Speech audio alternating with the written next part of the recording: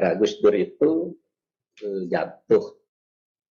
Itu sebenarnya kalau dari sudut hukum tata negara, itu penjatuhannya tidak sah. Tetapi kan saya punya disertasi tentang politik hukum. Kalau di dalam hidup bernegara itu, hukum adalah produk politik. Kalau politiknya, kalau politik menghendaki ini, hukumnya tidak mendukung, politiknya itu membuldoser hukum. Nah, itu bisa terjadi loh, sampai sekarang loh. Bisa. Kalau hukum mengatur ini, tapi konfigurasi politik menghendaki lain, ya hukumnya yang diubah. Lalu dipertahankan mati-matian atas nama formalisme. Dan kita nggak bisa apa-apa. Ya, biasanya yang berundel aja, nggak bisa mengubah maksudnya. Kalau yang berundel itu kan bisa aja. Marah-marah itu kan bisa saja. Tapi bisa mengubah apa coba? Nah, oleh sebab itu Gus Dur selalu mengatakan, ya kita kuasai poros politik itu.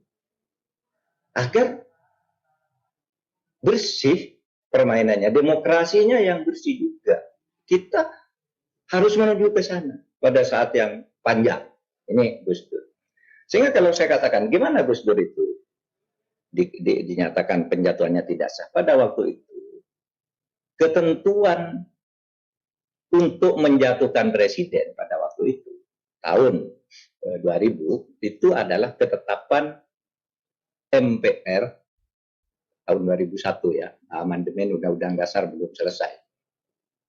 Ketetapan MPR nomor 3 tahun 78 itu, cara menjatuhkan presiden begini.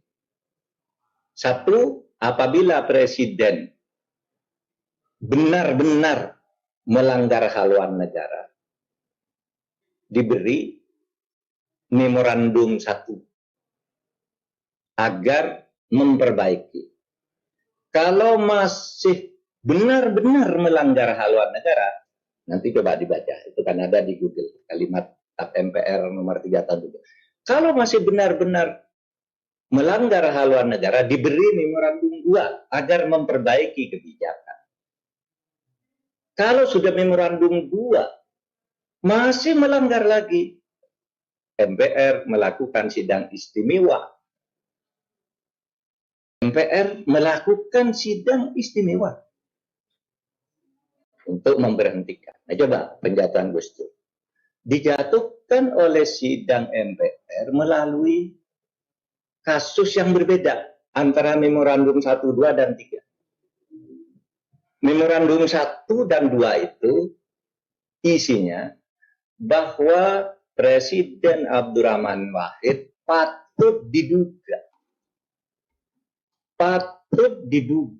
telah melakukan penyalahgunaan keuangan Bulog dan bantuan Brunei dari untuk Yanatera. Bantuan dari Sultan Brunei dan Bulog gitu. Patut diduga bunyinya. Padahal menurut undang patut diduga itu memang nggak ada bukti, Gus. Nggak ada bukti. Karena apa? Dia presiden itu, lalu orang menggunakan namanya dan itu sudah dihukum di pengadilan yang namanya Suwondo dan Ali Sapuan itu dia yang salah. Tapi Gus Dur patut diduga turut terlibat. Padahal di dalam staf MPR itu benar-benar melanggar haluan negara. Nah, jadi baru patut diduga. Diberi memorandum 1, harus diperbaiki. Lalu diperbaiki gimana? Kan orangnya, ini kan satu peristiwa, mau diperbaiki apa? Sudah selesai, orang yang sudah dihukum. Yang namanya Suwondo itu. Masuk memorandum 2, selesai? Tidak ada sidang istimewa untuk memorandum 1 dan 2. Sidang istimewa yang kemudian dilakukan itu kasus lain. Ya, dilihat aja sejarah. Kasusnya itu karena Gus Dur memecat Kapolri Bimantoro dan menggantinya dengan Khairuddin Ismail. Pada waktu itu Kapolri dipecat, dibuat keputusan ganti. Nah, itu melanggar aturan itu memang. Karena untuk mengganti Kapolri, itu harus dengan persetujuan DPR. Sudah ada pada waktu itu TAP 6 dan 7. MPR tahun 2000 sudah harus dipakai. Oleh Gus Dur langsung dipecat.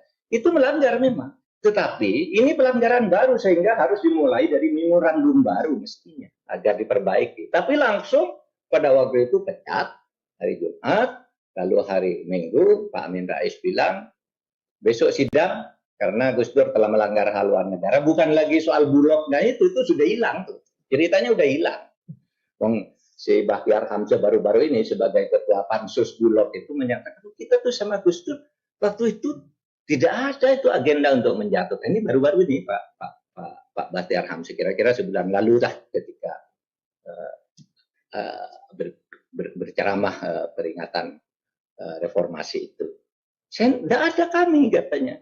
Tapi Gus Dur sangat atraktif sekali menentang dan kita juga tidak apa-apa itu presiden kata Bahtiar Hamzah. Tapi di luar ini politik-politik ini menggalang kekuatan untuk menjatuhkannya. Saya tidak bisa apa-apa. Bahtiar Hamzah baru orangnya masih ada, belum lama dia cerita. Kira-kira 2 minggu lalu lah.